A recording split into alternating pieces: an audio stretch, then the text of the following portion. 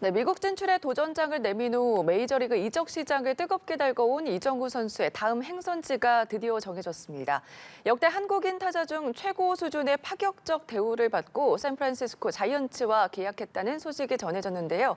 자세한 소식은 민훈기 야구 해설위원과 함께 이야기 나눠보도록 하겠습니다. 어서 오십시오. 안녕하세요. 네, 안녕하십니까. 오타니 선수의 계약 이후에 단연 관심은 이정후 선수의 행선지였습니다. 네네. 말씀드린 것처럼 메이저리그 샌프란시스코 자이언츠와 6년 1억 1,300만 달러에 합의한 것으로 알려지면서 놀라움을 주고 있죠. 그렇죠. 이정후 선수가 뭐 우리 돈으로 치면 네. 1,500억 원, 엄청난 액수의 6년 계약을 맺었는데요. 이정후 선수는 포스팅 시스템을 통해서 이제 메이저리그에 진출한 7번째 한국 선수가 됐는데 네. 역대 지금까지 가장 많은 액수를 받았던 선수는 류현진 선수가 6년간 3,600만 달러였습니다. 그러니까 그보다 거의 3배가 이상 되는, 물론 11년간의 차이가 있긴 하지만 정말 큰 계약을 맺었습니다. 예, 말씀해 주신 것처럼 MLB 한국인 포스팅 최고 계약인데 네네. 그렇기 때문에 지금 이정후 선수의 몸값에 미국 현지는 물론이고요. 또 일본에서도 요시다 선수를 능가한 계약 조건이다. 이런 점에서 놀란 반응을 보이고 있습니다. 그렇죠. 그러면서 자연스럽게 이정후 선수 혈통에 대해서도 관심이 모아지고 있는 것 같아요. 네, 맞습니다. 요시다 선수 작년 겨울에 네. 보스턴과 계약을 맺으면서 9천만 달러, 아시아 출신 야수로는 이제 최고액의 계약을 맺었는데요. 이정후 선수가 이번에 최초로 1억 달러가 넘는 계약을 하면서 새롭게 기록을 썼고요. 특히 일본에서는 뭐 일본 선수보다 훨씬 좋은 계약을 맺었다는 것도 있지만 네. 이정후 선수의 아버지인 이종범 선수가 주니치에서 활약할 당시에 이정후 선수가 태어나기도 해서 예전부터 이정후 선수에 대해서는 일본에서 상당히 관심이 많습니다. 이정후 선수와 계약을 하게 된 샌프란시스코의 정성도 좀 화제인데 지난 10월에 샌프란시스코 단장이 직접 고척돔을 찾아서 이정후 선수를 보고 기립박수를 쳤던 그 장면 굉장히 네. 유명하지 않습니까? 네네. 뭐 이때부터 적극성을 보였다 이렇게 봐도 될까요? 그렇죠. 지난 10월 10일이었는데요. 네. 당시에 퍼틸라 단장이 고척돔의 모습을 드러내면서 정말 뭐 이목을 집중을 시켰는데 그 메이저리그 스카우트의 그 대략적인 절차를 보면 일단은 현지 상주하는 스카우트들이 장기간 아주 심층적으로 분석을 합니다. 보고서를 계속 올리고 그리고 팀에서 이 선수는 우리가 영입을 할 만하다라고 이제 판단이 서면 보통은 스카우트 부장급 정도가 현장에 파견이 돼서 네. 최종적으로 결정을 하는데 지금 이런 경우 메이저리그 단장이 직접 한국을 방문해서 선수를 본 것은 최초의 일이거든요. 그만큼 샌프란시스코는 이정후 선수 영입 전에 총력을 기울이겠다라는 것을 그때부터 이미 보여줬습니다. 네, 이정후 선수와 계약한 샌프란시스코 구단, MLB 구단 중에서도 명문 구단으로 알려져 네네. 있습니다. 근데 2년 동안은 좀 자존심이 상한 일이 있다면서요? 역대 8번이나 월드 시리즈 우승을 했고요. 네. 전통이 140년에 이르는 정말 명문 팀입니다. 그런데 올해는 내셔널리그 서부조 5팀 중에 4위에 그쳤고 작년에도 3위에 그쳤고 가을 잔치에 나가지를 못했었고 특히 작년에 FA 시장에서 에런 저지라는 최고의 거물을 잡으려다 놓쳤고 또 올겨울에도 오타니 선수 영입 전에도 네. 발을 담갔다가 또 실패를 했는데 그러면서 샌프란시스코는 내셔널리그 전체에서 팀 타율이 최저에 떨어질 정도로 공격력이 좀 힘들었고 예. 팀 성적도 저조한 2년간을 보냈습니다. 네, 특히 샌프란시스코에 있는 오라클 파크에 대한 얘기를 해보면 이 부분도 좀 화제인데 굉장히 아름답기로 유명한 야구장인데 좌타자에게 유리한 구장으로 또 유명하다면서요? 그렇죠. 제가 메이저리그 야구장을 한 40개 정도 취재를 다녀봤는데 네. 그중에서 정말 세 손가락에 꼽을 정도로 굉장히 아름다운 외야 쪽을 바라다보면 샌프란시스코만의 바다가 쫙 펼쳐진 그런 아름다운 구장인데요. 얘기하신 대로 좌측 선상 라인이 94m로 굉장히 짧습니다. 그리고 또 좌측 펜스는 7m로 굉장히 높아서 왼손 타자들에게 유리하고 수비하기 까다로운 그런 구장이거든요. 네. 그래서 과거에는 간판 타자였던 좌타 거포 베리 본즈를 위한 디자인이다라는 말이 나왔을 정도로 좌타자에게는 유리하다라는 평가가 있습니다. 네, 그렇기 때문에 이정후 선수에게 딱 어울리는 새 안방이 아닐까 그런 생각도 드네요. 네. 네, 위기라면 또 위기라고 볼 수 있는 샌프란시스코 구단, 특히 이정후 선수에게 지극 정성을 보인 건 이정후 선수의 어떤 능력을 좀 꼽았기 때문이라고 보십니까? 이미 현지에서도 이제 언급이 되고 있는데요. 네. 샌프란시스코는 이정후 선수를 내년에 1번 타자 겸 중견수로 기용을 할 것이다라고 예고가 되고 있는데 공수에서 자이언츠의 약점으로 지목되던 부분입니다.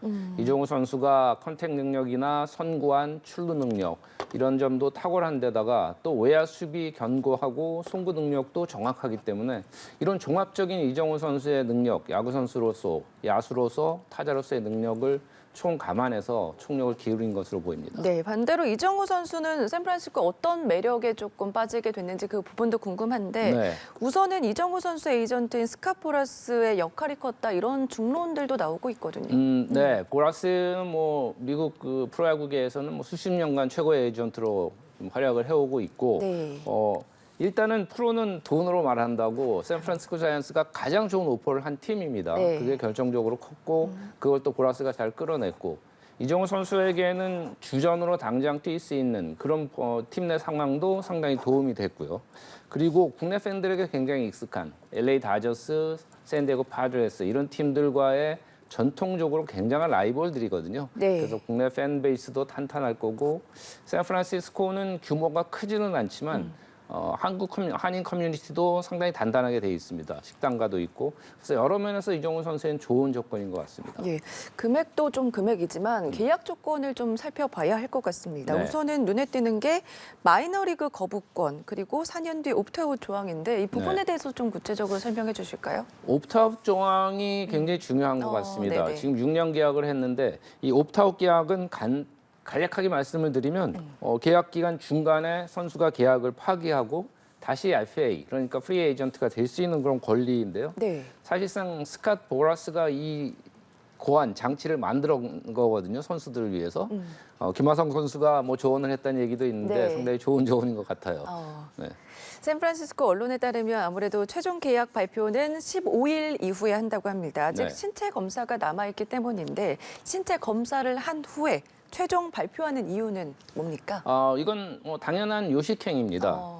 양측이 이제 계약에 합의를 하게 되면 네. 최종적으로 신체 검사를 거쳐서 선수가 부상이라던가 또 문제가 없다는 것이 의학적으로 이제 딱 밝혀지게 되면 최종 합의를 해서 발표를 하게 되는데요. 네. 항상 밟아야 가는 절차 중에 하나입니다. 알겠습니다. 15일에 결과가 나니까 그 부분을 좀 집중해서 보면 될 것 같고요.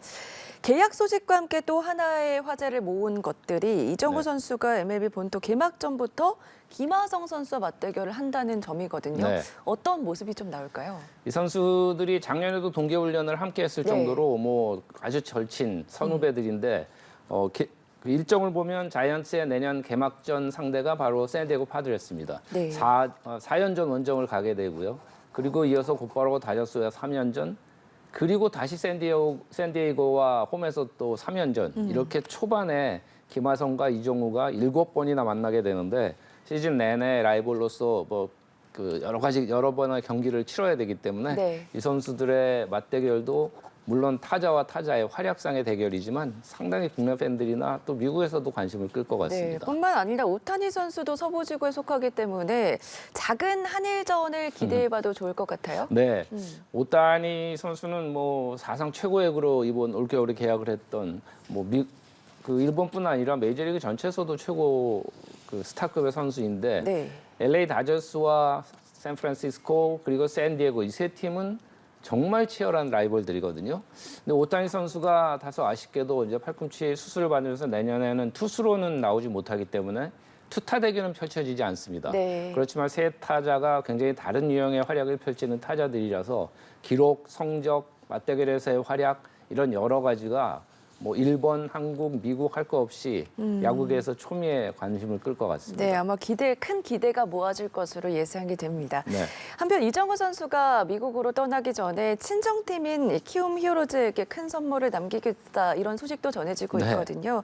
무려 1년 선수단 예산을 남기게 됐다고 하는데 어떤 네. 소식입니까? 이정우 선수가 FA 그러니까 프리 에이전트로 메이저리그 진출한 것이 아니고 네. 이번에는 키움 히어로즈 소속으로 포스팅을 해서 메이저리그에 진출을 했기 때문에 이럴 경우에는 원소속 팀에 이제 보상금이 주어집니다. 그런데 그 보상금이라는 것이 계약한 액수에 따라서 정해지게 되는데 당초는 이정우 선수의 계약에 따라서 아마 한 70억에서 120억 정도 되지 않겠나 네. 보상금이. 그런데 생각보다 정말 엄청나게 좋은 계약을 하면서 키움 히어로즈가 250억 원이라는 네. 사상 초유의 보상금을 받게 돼서 키움 히어로즈가 내년 그 팀 운영에도 큰 도움이 되는 이정우 선수가 큰 선물을 남기고 그러니까요. 갑니다. 큰 선물을 남겼는데 네. 이정우 선수가 키움에 입단한 게 2017년이잖아요. 네네. 이정우 선수 하면 히어로즈에 수많은 기쁨을 남긴 선수다. 이렇게 표현할 수 있을 것 같거든요. 그렇죠. 네. 뭐 그야말로 영웅 중에 영웅이었고 뭐 지난 시즌 MVP도 받았고 네. 뭐 여러 면에서 아직 젊은 선수라는 것도 굉장히 매력적이고 또 인성도 좋고 굉장히 어떻게 보면 토탈 패키지다 이렇게 말할 수 있는 선수입니다. 알겠습니다. 마지막으로 이정우 선수의 미국 생활을 어떤지 좀 짚어봐야 될 것 같은데 네. 경기력에 대한 전망이거든요. 샌프란시스코에서는 아무래도 많은 돈을 주고 이제 왔기 때문에 데려왔기 때문에 조금 더 즉각적으로 성적을 내주길 바랄 것 같거든요. 앞으로 어떻게 좀 전망하십니까? 네, 기대치는 뭐 상당히 클 수밖에 없습니다. 이 정도 계약이 나오리라고는 그만큼 샌프란시스코에서 이제 기대가 크다는 얘기가 될 수 있는데 네. 이정우 선수 기본적으로 뭐 오래 준비도 했고 또 타고난 능력도 출중하기 때문에 좋은 활약을 펼쳐줄 것으로 예상이 되는데 두 가지 점. 일단은 빠른 공, 강속구에 대한 적응력을 빨리 키울 필요가 있거든요. 메이저리그 투수들의 평균 패스트볼의 구속이 약 150km. KBO 리그보다는 7, 8km 정도 더 빠르기 때문에 네. 그에 대한 적응을 겨울 동안 훈련을 통해서 빠르게 할 필요가 있겠고 그리고 야구뿐 아니라 좀 생활에도 있어서 영어 습득은 상당히 중요하고 많은 도움이 됩니다. 이미 열심히 영어 공부를 하고 있는 것으로 아는데 겨울 동안 빠른 공에 대한 적응 그리고 영어 습득을 거치면 이정우 선수는 상당히 좋은 활약을 펼치면서 국내 팬들에게도 좋은 활약상을 선물을 줄 것 같습니다. 알겠습니다. 이정우 선수의 앞으로의 활약도 기대를 해보도록 하겠습니다. 여기까지 들어보겠습니다. 지금까지 민훈기 야구 해설위원과 이야기 나눠봤습니다. 고맙습니다. 그렇습니다.